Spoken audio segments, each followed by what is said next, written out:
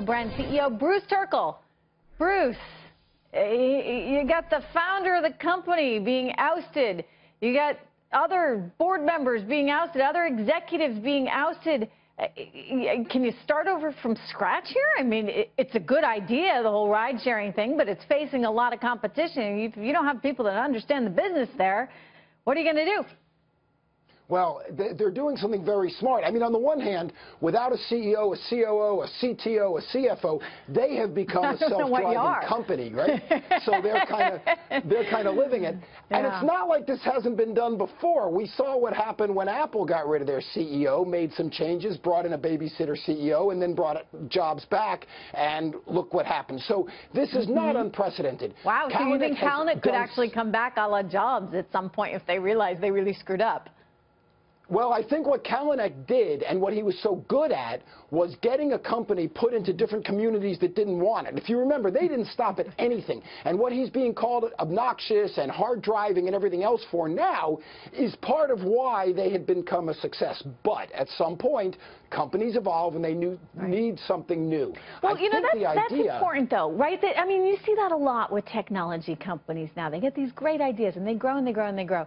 But they've got, frankly, immature people sometimes, from a personal level, running them. And that seems to have been the concern here. I mean, you look at, you know, I'm not saying Mark Zuckerberg was immature in any way. It certainly doesn't seem to be. But he brought in Sheryl Sandberg in part because he needed that sort of a savoir-faire, the sophistication from a management perspective.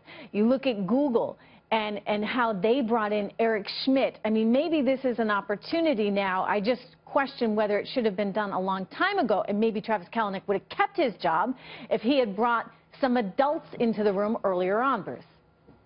So you made a lot of points, all of them good. So yes, other companies have done this. It's the yin and yang. You need to bring in the other talents. You need to bring in the adult, the babysitter, whatever you want, or the operator. But at the same time, should they have done it sooner? Well, you know what they say, the two best times to plant an oak tree, 20 years ago or right now. And they're doing it right now, and it makes a difference because now they can grow the company in the ways they have to grow it. They might not need what he brought to the company anymore. They need something different. But are they going, is the pendulum swinging too far? Let me ask you that as well, because you have the board member, right, the private equity investor that was tossed out because he made some, you know, pretty innocuous joke, right? But he shouldn't have made it given the climate we're in now, talking about women. But even Arianna Huffington was like, yeah, not such a big deal. But he wound up having to resign over the whole thing. I mean, we have become very sensitive to all of this, as we should be, but in some ways, is Uber now going too far, and are they running the risk that they're not going to have the right people in place that really understand the business? Don't forget Lyft, right there on their heels. It's another ride-sharing app. There's two things you need to keep in mind. Number one, when momentum starts moving, the chips start to fall. So on the one hand, you could say, yeah, they've gone too far. Why is all this happening?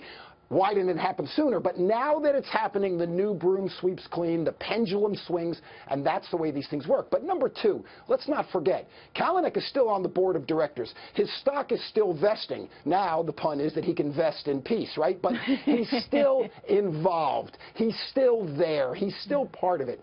So on the one hand, they get to get rid of the ugly side, the issues they've been having, because as you pointed out, the cost to change to Lyft or to GM's program is zero. All a consumer has to do is change the app on their phone. So how much would a Sheryl Sandberg bring them? Well, Sheryl Sandberg, I think, is a brilliant choice because she instantly overcomes all of the problems. Whether she's the right technical choice, business choice, I have no idea. But from a marketing and branding point of view, what I know, Sheryl Sandberg says there's an adult in charge, there's someone calm in charge, there's and a woman, who by the way, which is relevant for this company. That's right. That's hugely important. And she did it before. She did it at another frat rat dorm bro company, Facebook.